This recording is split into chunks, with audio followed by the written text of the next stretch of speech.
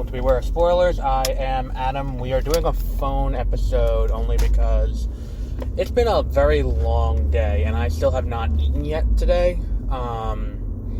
It is now 9:23 and I have just gotten out of Dune. I'm going to keep it brief because we have another episode about Dune coming out on Saturday with a special guest. So that will be, more in-depth, but holy fuck. I had a feeling that this movie was going to be good. I had a feeling of that because I am a very deep fan of anything that Denis Villeneuve, whose name I feel the need to pronounce with a little bit of an accent,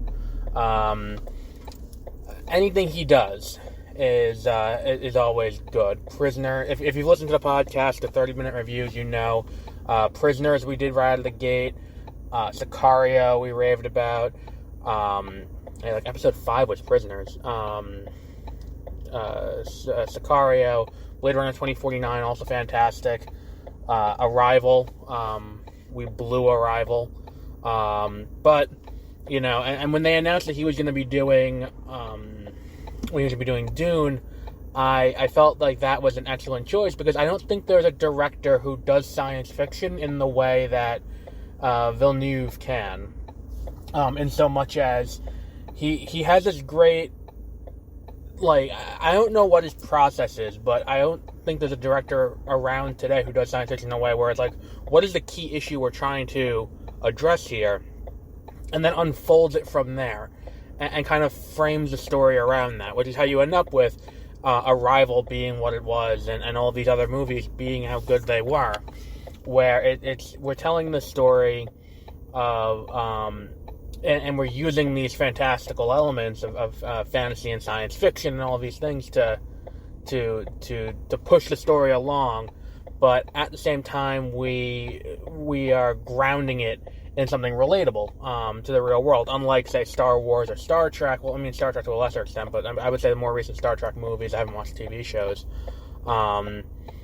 they don't address these broader topics in that way.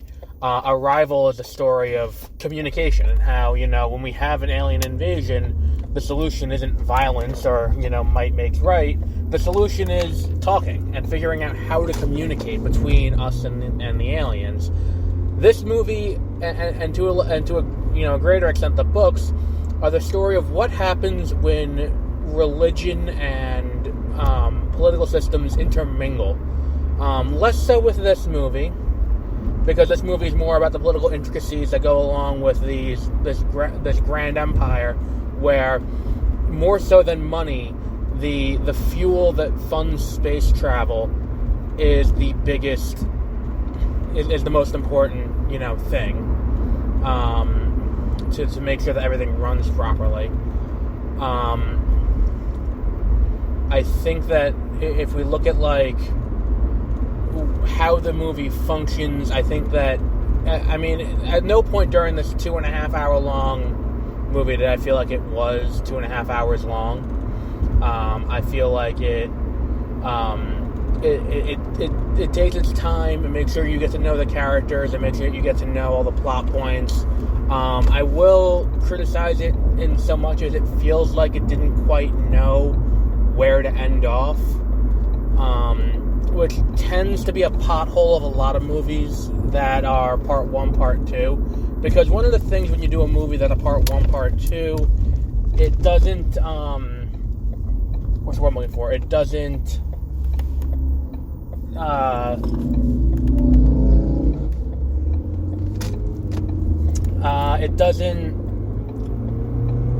there's no climactic point at the midpoint of a book.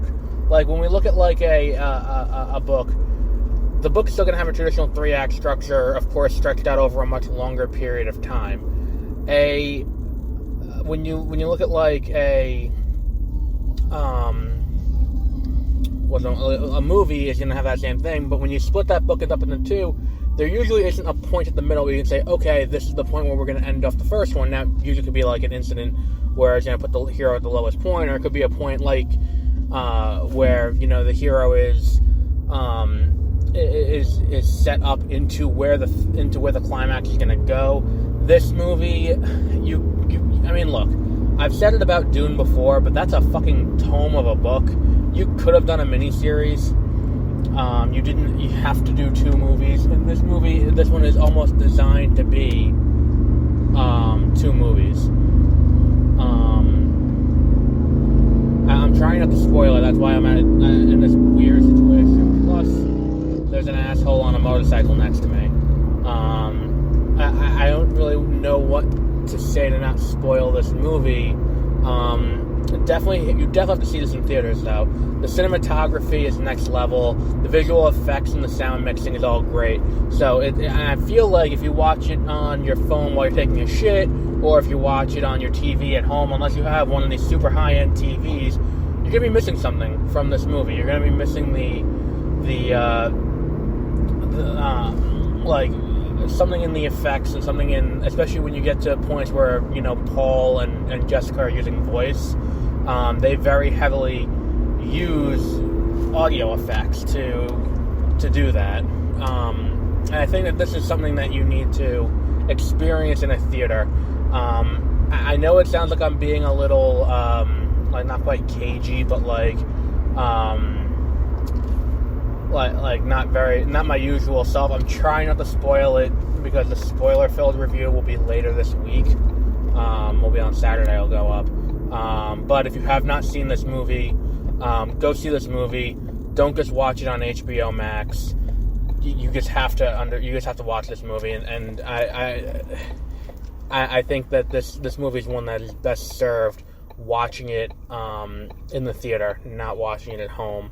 And I think that another thing that really helps this movie go along and go a great deal is make sure that the thing that really promotes this movie along is the fact, and the thing is you can hear how heavily edited when I pre-record it is, because I'm going off on tangents.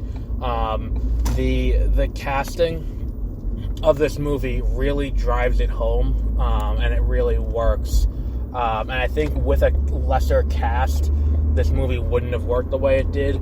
But everyone brings their A game. Timothée Chalamet, I don't think it's a hot take to say, but this kid's gonna win an Oscar before he turns 30. I feel like he does a great job. Rebecca Ferguson does great as Lady Jessica. Excellent casting. Duke Leto is played by Oscar Isaac. He does a great job in his role. And the thing is, too, I think you can go into this movie and watch it without having read the book or having seen David Lynch's Dune. I've seen David Lynch's Dune. I've seen the sci-fi original series Dune, and I've read the books. So I went into it with that. I can't quite attest to how well it works if you haven't done all of that. That said, looking at it purely from someone who's watching the movie and sitting down watching the movie for the first time, I tried to dissociate myself from the person who is familiar with the storyline and what's going on. And I think that the way the visions work and all of that doesn't get confusing. It doesn't get it all functions well within the confines of the story they're trying to tell. And I think that that's all I'm going to say on this matter, because I'm very tired. I am very hungry. I have to go through my emails, and I have to write a written review of this. But and on Saturday, I will go much deeper in the story and what happens, and more specific. But you have to see Dune. You absolutely have to see Dune. It is fantastic. Everything about this movie is great. If this movie doesn't make my top 10 at the end of the year, that would be surprising to me. If it's not in the top 5, if that happens, it says a lot about the quality of movies that are coming later this year. But it is so 100% worth your time to watch this movie. I don't think there's a director around today who has the track record of consistently nailing every movie he does the way Denis Villeneuve has between Prisoners and now. It's such a solid track record. Look, they're gonna do Dune Part 2. This movie's made so much money overseas, and it's tracking to do like 30-40 million here. If it holds to those numbers, it's gonna get a sequel. They were very bullish on that earlier today on the conference call with Amy, whatever her name, or Annie, whatever her name is, from Warner Media. Very bullish on getting Part 2. And the thing is, too, I was watching this movie, and as we were getting toward the end, I was like, can't I just sit here and have them play Part 2? What do I gotta wait 2-3 years for Part 2? Like, I just want to see how this... I know how the story ends. And that I think is a true mark of how good this movie is I know where this story goes, and I know how this story ends. And I was left when I was in the theater and I'm watching it, I was like, can't I just watch the rest of it? Like, I want to see where this goes, and I knew where it went. It's like when I saw Harry Potter and the Deathly Hallows Part 1, I wasn't left with that. When I saw Mockingjay Part 1, despite the fact that one of my favorite moments in a Hunger Games movie is the conversation that Snow has with Katniss as she's going through as they're going through the facility. And they find Peeta, and he's like, I want you to remember there are things worse than death, and there are things that, and I want you to remember that I was the one who told you that. Like, that whole sequence is just so excellently done. But at the same time, it's like, I know where this is going, and I can wait to see this. Leaving this movie, I was like, I just want this to finish. I want to see the end of the story. I want to see this through to the end. So go see Dune. It is a fantastic start to the fall movie season. It's not really a start to the fall movie season, but yeah, we'll wrap up there for today. No, pre-recorded ads not from me because I don't have them saved to my phone. They're on my laptop, so they're not here to go. So if you want to support the show, go to bit.ly/TMRbooks. You can get links to all my Vela content, to read the episodic stories, or if you want to pre-order Echo Alpha, which comes out next month. It's a screenplay format book, going to be on Amazon Kindle devices, and eventually a softcover, but it will be available on there. So again, that link is bit.ly/TMRbooks. Thank you.